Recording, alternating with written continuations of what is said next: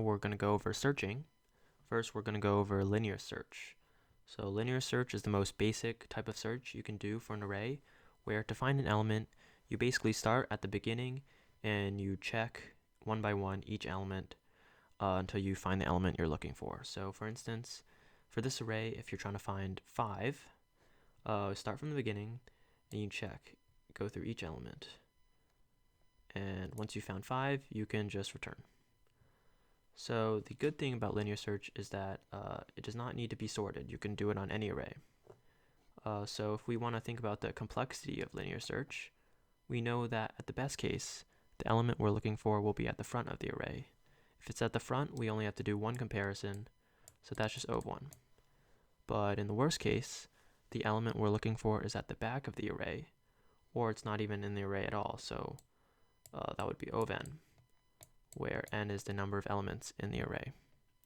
So luckily, we can do better than O of n for searching with binary search. So for binary search, it's a divide and conquer algorithm where basically you start at the middle of the array and you look at the value at the middle. If the value at the middle of the array is equal to the element you're looking for, that's great, you can return. If it's not, you see, okay, if the value at the middle is greater than the value I'm looking for, you look at the left side of the array. If it's less than the value I'm looking for, you look at the right side of the array. So as an example here, let's say we're looking at 5, we're looking for 5. So first, we start at the middle index. We see, okay, we see 8 is greater than 5. So essentially, we don't care about this side of the array now. Now we're only looking at this part of the array. We see the middle index is here. So we see, okay, 5 is greater than 3. So we can now cross out this half of the array. And then we only have 2 elements left. So we find the middle index, which will end up actually being here. And we found 5, which is great. And we can return.